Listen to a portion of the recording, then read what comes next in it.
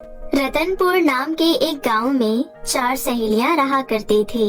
एक का नाम आरती, दूसरी का नाम पिंकी और तीसरी चौथी का नाम पायल और कंगना था। चारों सहेलियां बचपन से ही साथ खेलती हुई बड़ी हुई थी। अभी कुछ दिन पहले ही उन्होंने अपनी 10वीं पूरी करके 11वीं में दाखिला लिया था, लेकिन चारों की दोस्ती अभी भी बरकरार थी। चारों सहेलियां में कंगना के घर के हालात कुछ ठीक नहीं थे। बाकी के तीनों सहेलियां तो बहुत अमीर थी, लेकिन कंगना एक गरीब परिवार से थी। कंगना के पिता नहीं थे और माँ लोगों के घरों में काम करके घर का गुजारा चलाती थी। कंगना गरीब थी तो क्या हुआ, उसका दिल बहुत बड़ा था और वो कभी भी अपनी सहेलियों की मदद करने से नहीं चूकती थी। एक बार की बात है, स्कूल में सभी बच्चों को असाइनमेंट बनाने का काम मिलता है। 4 में से 3 सहेलियां तो अपना असाइनमेंट बना लेती है, परंतु आरती असाइनमेंट नहीं बना पाती है। अगले दिन जब चारों सहेलियां स्कूल जाती है, तब टीचर कहते हैं, सभी बच्चे अपना अपना असाइनमेंट अपने टेबल पर रखिए, मैं चेक करने आ रहा हूँ। सभी बच्चों ने अपना अपना असाइनमेंट टेबल पर रख लिया, परंतु आरती बहुत ही ज्यादा घबरा रही थी, क्योंकि उसने तो असाइनमेंट बनाया ही नहीं था। कंगना आरती से कहती है, क्या हुआ आरती, तुम घबरा क्यों रही हो? अपना असाइनमेंट निकालो। कंगना, कल मैं अपने पापा के साथ उनके बिजनेस पार्टी में चली गई थी, इसलिए मैं असाइनमेंट नहीं बना पाई। अब तो सर मेरी बहुत पिटाई करेंगे, मुझे बहुत डर लग रहा है। तुम डरो मत, तुम एक काम करो, मेरा असाइनमेंट रख लो और मेरा नाम काट कर अपना नाम लिख लो। सच में कंगना, लेकिन फिर सर तुम्हारी पिटाई कर देंगे। कोई बात नहीं, क्या मैं तुम्हारे लिए इतना भी नहीं कर सकती हूँ? तुम मेरी दोस्त हो। इतना कहकर कंगना अपना असाइनमेंट आरती को दे देती है। जब टीचर कंगना के पास आते हैं तो कहते हैं, कंगना, तुम्हारा असाइनमेंट कहाँ है? सर, मैंने अपना असाइनमेंट बना लिया था, लेकिन मैं लाना भूल गई। मैं कल पक्का ले आऊंगी सर। झूठ बोलने के लिए तुम्हारे पास कोई और बहाना नहीं था क्या कंगना?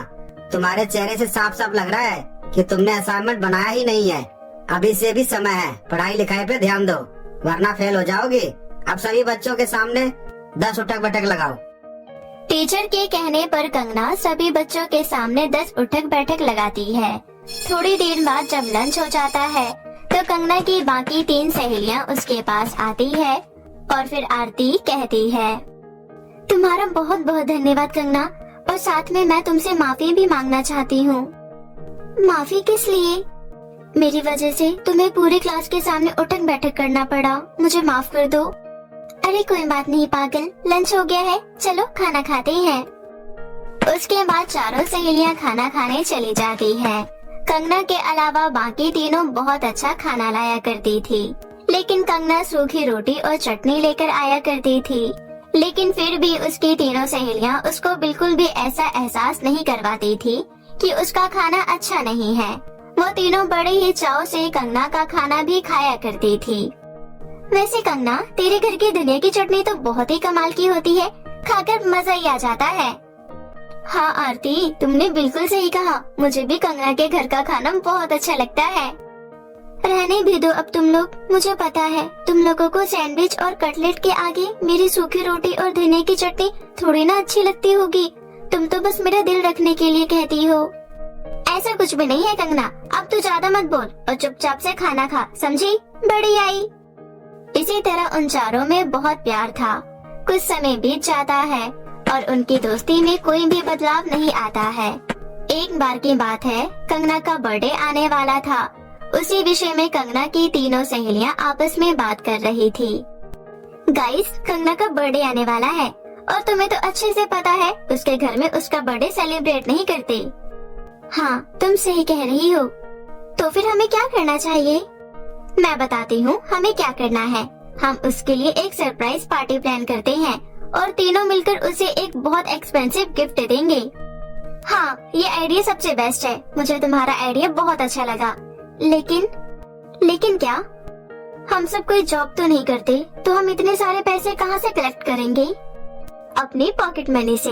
हमें हर हफ्ते पॉकेट मनी तो मिलती है ना। हम तीनों अपनी अपनी पॉकेट मनी सेव करेंगे और उसके बाद एक छोटी सी पार्टी प्लान करेंगे और उसके लिए एक एक्सपेंसिव सा लहंगा खरीदेंगे, क्योंकि उसके पास कोई लहंगा नहीं है और उसे लहंगा बहुत पसंद है।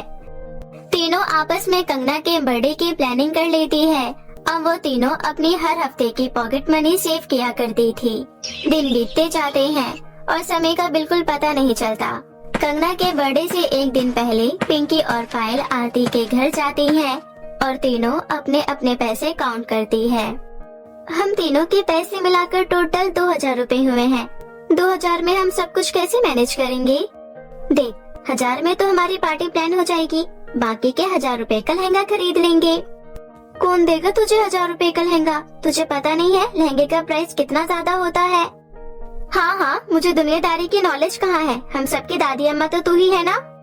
यार गाइस, तुम दोनों लड़ना बंद करो। अभी हम जिस चीज की प्लानिंग कर रहे हैं उस पर फोकस करो। हम एक काम करते हैं, मार्केट चलकर पता कर लेते हैं, क्या पता हमें कोई 1000 रुपए का कोई अच्छा सा लहंगा मिल जाए। पिंकी की बात मानकर वो तीनों मार्केट चली जाती है।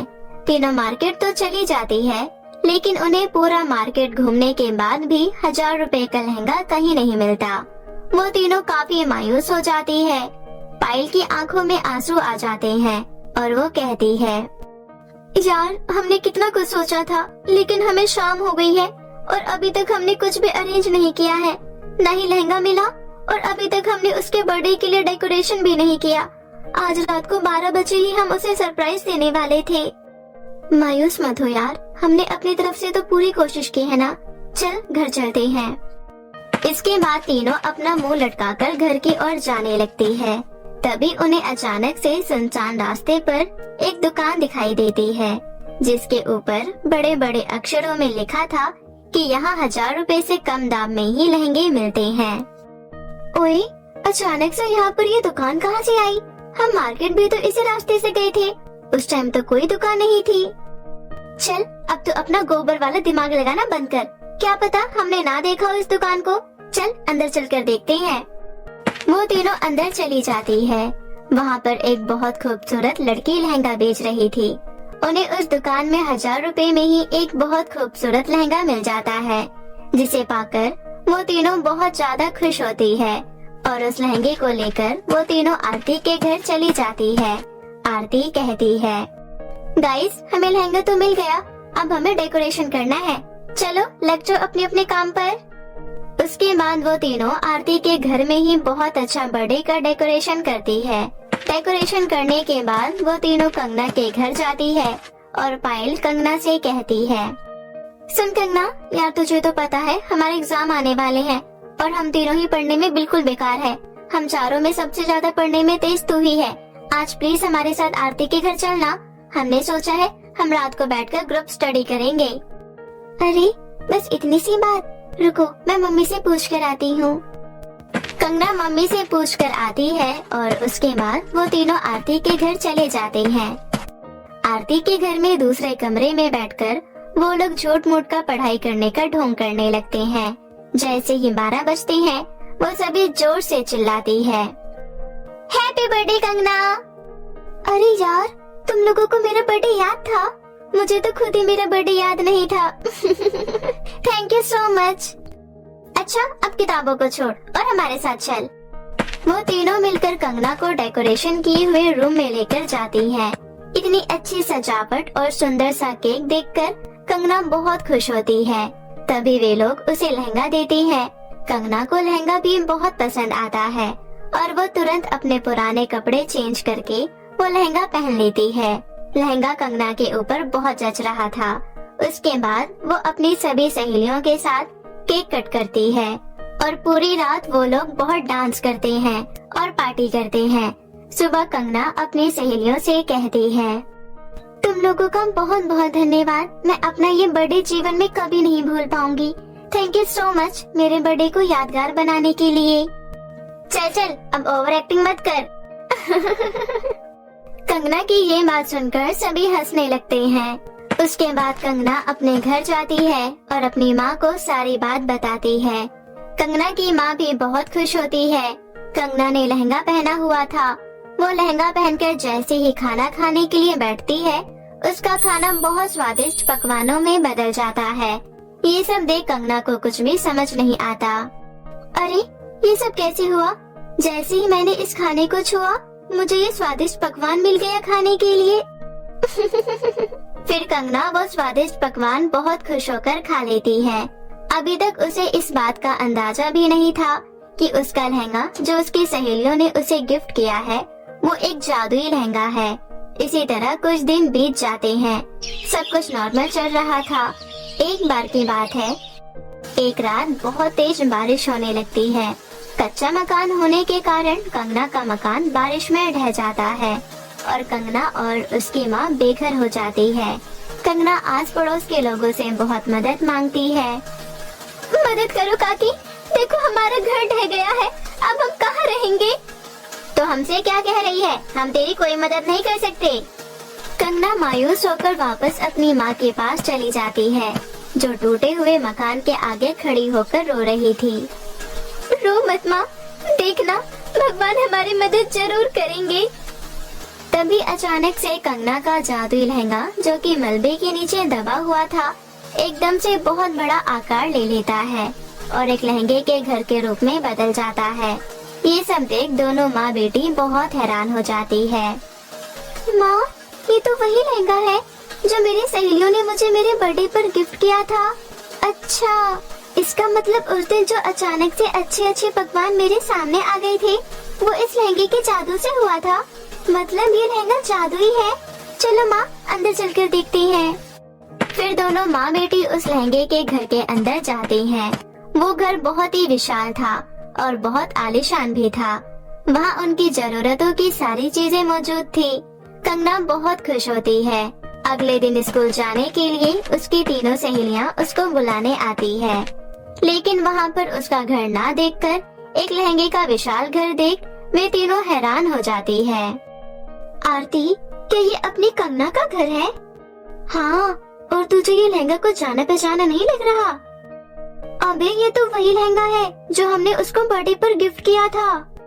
वे लोग इस तरह से बातें कर ही रही थी कि तभी कंगना घर से बाहर निकलती है और उन्हें सारी बात बताती है। सारी बात जानने के बाद वो चारों सहेलियां उस दुकान पर जाती है जहाँ से उन्होंने वो लहंगा खरीदा था। जब वो वहाँ पहुँचती है तो देखती है कि वहाँ तो कोई दुकान ही नहीं है। ये सब क्या हो रहा है? मुझे तो कुछ भी समझ नहीं आ रहा। तुझे कुछ समझ आएगा भी नहीं बुद्धू, क्योंकि तेरे दिमाग में गोबर जो भरा है। इस तरह चारों सहेलियां हंसने लगती हैं।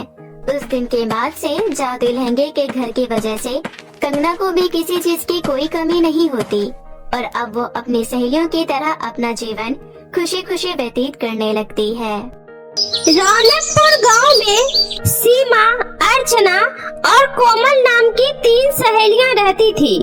तीनों बचपन से ही एक साथ हंसते खेलते हुए बड़े हुए। कुछ दिन पहले ही उनका स्कूल खत्म हुआ। वह तीनों अब कॉलेज में आ गई थी, लेकिन तीनों की दोस्ती अभी भी बरकरार थी। अर्चना के घर की हालत तीनों दोस्तों में थोड़ी सी खराब थी, लेकिन अर्चना के पास पैसे नहीं थे तो क्या हुआ, उसका दिल बहुत बड़ा था। वो हर वक्त मजबूर और बेसहारा लोगों की मदद किया करती थी। उसके पास जितना था उतने में ही वो लोगों की मदद करने की कोशिश करती थी। ऐसे ही दिन बीत रहे थे। एक दिन सीमा अपना होमवर्क लाना भूल जाती है।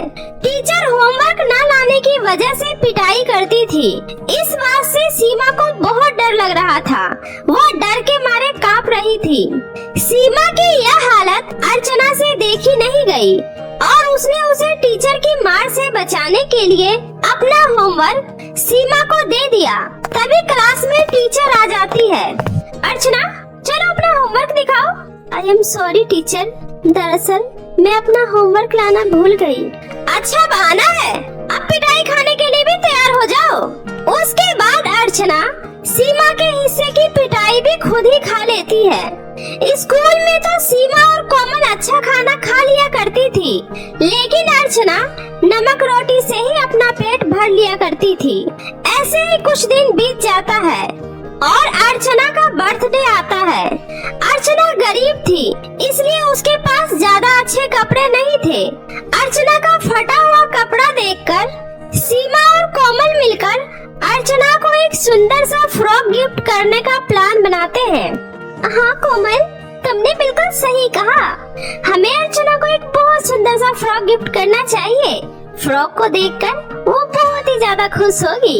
उसके बाद सीमा और कोमल ने जो कुछ भी पैसे जमा किए वो उन पैसों को लेकर एक बहुत बड़ी दुकान में गई। चूँकि सीमा और कोमल ने अपने पॉकेट मनी से ज्यादा पैसे इकट्ठे नहीं किए थे, इसलिए बड़ी दुकान से वो फ्रॉक नहीं खरीद पाई।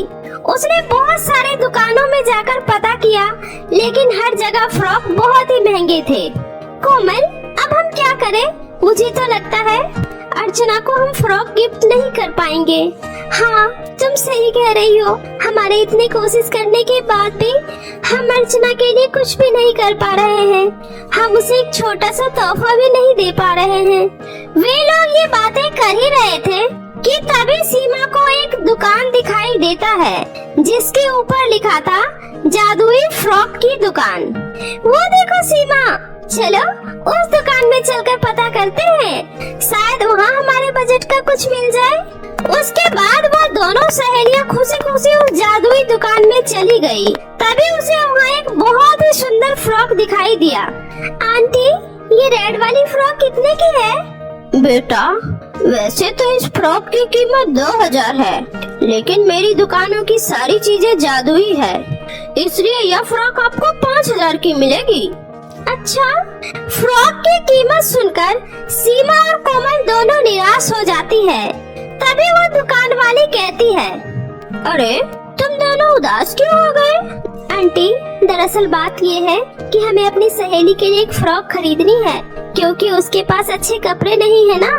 लेकिन हम दोनों अपने पॉकेट मनी से ज्यादा पैसे इकट्ठे नहीं कर पाए। हमने कई दुकानों में पता किया, लेकिन सारे फ्रॉक बहुत ही महंगे हैं। हमें लगा शायद आपके यहाँ हमें कोई सस्ता सा फ्रॉक मिल जाएगा, लेकिन आपके यहाँ तो। अरे बेटा, उदास मत हो। तुम्हारे पास जितने पैसे हैं, तुम उतने पैसे देकर मुझसे ये फ्रॉक ले जा सकती हो, लेकिन बदले में तुम्हें मेरी एक बात माननी होगी। कौन सी बात? यही कि अब तुम दोनों को हंसना पड़ेगा। चलो अब हंसो। उस दुकान वाली आंटी की यह बात सुनकर सीमा और कोमल बहुत ही ज्यादा खुश होती है और वो आंटी को पैसे देकर अर्चना के लिए वो रेड फ्रॉक खरीद लेती है। वो फ्रॉक एक जादुई फ्रॉक था। इस बात की भनक ना तो सीमा को थी और ना ही कोमल को। उन दोनों ने दुकान वाली आंटी की बातों पर इतना ध्यान नहीं दिया था। सीमा और कोमल ने मिलकर अर्चना के लिए एक छोटा सा सरप्राइज प्लान किया था। अर्चना इन सब से बहुत ही ज्यादा खुश होती है। तभी सीमा और कोमल दोनों अर्चना को फ्रॉक भी गिफ्ट देती है। अर्चना फ्रॉक को देखकर बहुत ही ज्यादा खुश हो जाती है और खुशी के मारे उसके आंखों में से आंसू आ जाते हैं। जरूर मैंने पिछले जन्म में कोई बहुत अच्छे कर्म किए होंगे, जो मुझे इस जन्म में तुम जैसी सहेलियां मिली। तुम्हारा बहुत बहुत शुक्रिया मेरी दोस्त। बस भी कर, अब हमें रुलाएगी क्या? चल अब चलकर केक काटते हैं। अर्चना खुशी खुशी उस फ्रॉक को पहनकर केक काटती है। अर्चना पर वो फ्रॉक बहुत ही ज्यादा जच रहा था। अर्चना उस फ्रॉक में बहुत ही प्यारी लग रही थी। कुछ समय बाद उसकी सहेलियां उसका बर्थडे सेलिब्रेट कर अपने घर चली जाती है। अर्चना को इतने सुंदर फ्रॉक में देखकर अर्चना की माँ उससे कहती है, अरे अर्चना बेटा, तुम इतना सुंदर फ्रॉक कहाँ से लेकर आई हो? माँ, ये फ्रॉक तो मेरी सहेलियों ने मुझे बर्थडे पर गिफ्ट दिया है।